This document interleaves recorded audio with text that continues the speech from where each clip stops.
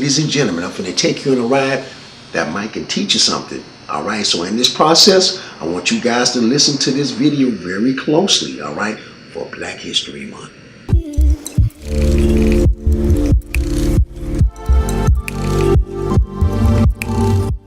Basically what got me started was, at first, before I became a disc jockey, I was a dancer, ladies and gentlemen. And I love to dance. And I went to my local schools right here in Liberty City. I went to Orchard Villa. And from Orchard Villa, which is the elementary school, I went to Charles R. Drew. Went to Miami North Senior High School. And during my times when I was actually going to school, we had school dances. Basically all the schools, Northwestern, Edison, Jackson, Carol City, Central. All these schools used to have school dances in the gymnasium.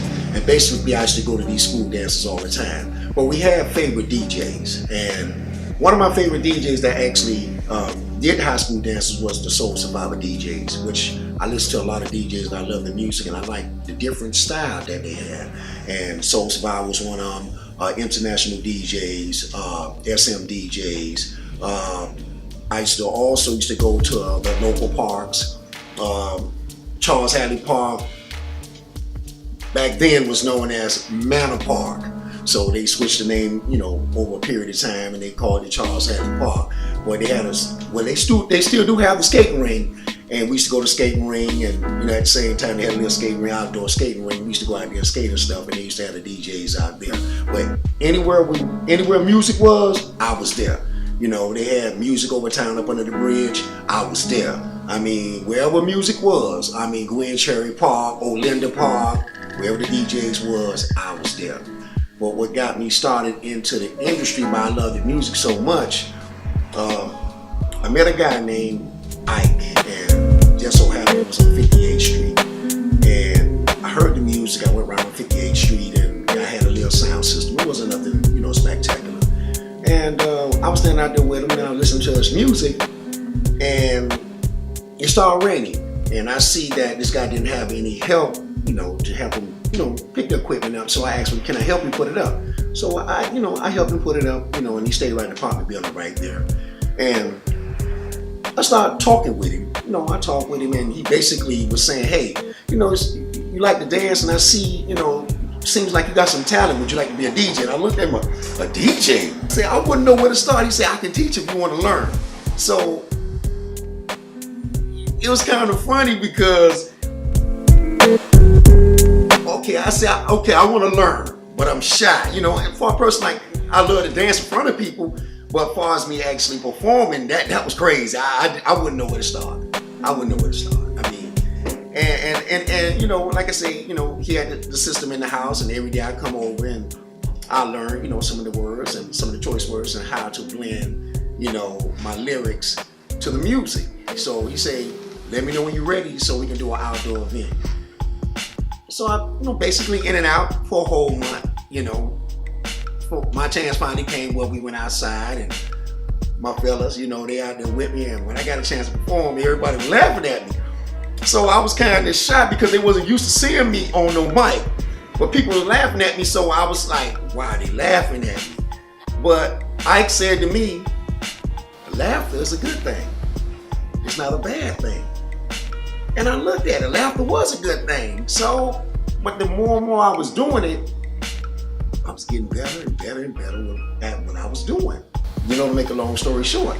So, from that point on, like I say, the system wasn't all of that, but I started developing this skill,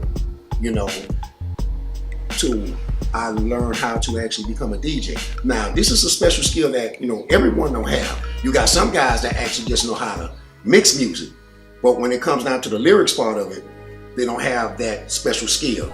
And you got some guys that have the lyric part of it down pat, but they don't have the mixing skill. You got to be a unique person that can do both. So over a period of time, I learned to do both. And I just wanted more. I wanted more.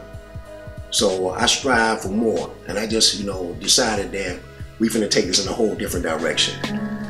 I watched these guys that was my heroes. Like I said, these DJ groups. And they had some nice systems at the time. But I wanted to be like those guys. You know, and I say, I went to doing my research, like, and I want to say this for you guys and girls, when I say do your research for whatever you, or whoever you want to be. If you want to be a disc jockey, if you want to be a doctor, a lawyer, a police officer, a veterinarian, photographer, videographer, whoever you want to be in life, my advice to you is to pursue it. Find out everything you can about it, all right? Because, and look at different people's careers, and and try to find somebody that's going to tell you something positive, that's going to give you something. See, and what I liked about what I was doing, I went to some of the best DJs during that time, and I watched them, and I checked their skills out, right? So what I did, I'm telling y'all, I'm giving y'all some game right now. So if you're watching this is what I did. I stole a little bit from this one. I stole a little bit from this one. I stole a little bit from this. I'm just stealing bits and pieces of some of their swag, and I made it my own. And if you look at it today, I got so much swag in what I do, and the performance level. One thing I say about it, whatever you're doing and whatever career you pursue, try to be the best that you can be in whatever career you pursue. And also be humble. And if somebody give you an opportunity to shine, shine. But also remember to be humble. If they give you a job, do the job. That's not promise. You gotta earn your way into whatever you do. You understand me? So if an opportunity presents itself, be humble, be kind, and just tell people thank you. You will be put in this position when people start knowing how good your talents are. You understand what I'm saying? So don't be surprised who's watching you. Because sometimes you have people in high places, they always looking for talent. They always looking for skillful people. And they're watching you. And before they decide to make a move on you, they do their homework as well. So I say, yeah, we've been watching you, and you got a buzz on the street. Everybody talking about you. We like to offer you a job on the radio. So I say, okay. And this was another level right here. And I'm like, radio? What? Okay. All right. Make a long story short, they brought me in. They taught me how to use the radio system. This is a whole different ball game than street DJing, So taught me how to use the equipment. And I got a chance to do, they call it the hip hop bomb session at the time in the 90s. So I wound up doing the hip hop bomb session on Fridays and Saturdays. All right, going into Sundays. Paycheck was beautiful, ladies and gentlemen. I gotta tell you, that paycheck was beautiful. Radio, nice. Also, the popularity, man, increased like wow. But like today's standards, you got Facebook, Instagram, YouTube, Snapchat, Twitter. You got all that now.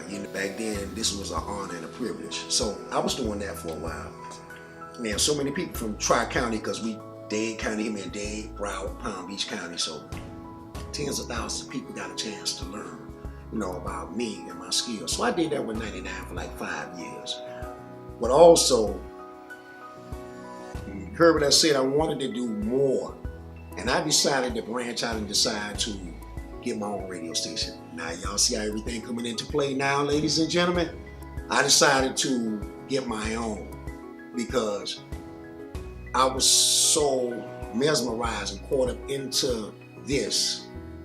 And I'm like, radio, wow. I mean, it was something that blew my mind because everywhere I went, bo. Every club, every scene I was on, every concert we did, it was all about me, and it was all about me and the team. So I'm like, wow, this is something beautiful. So I decided to branch out and get my own radio station. Once we did this, I met a guy that, he's a millionaire.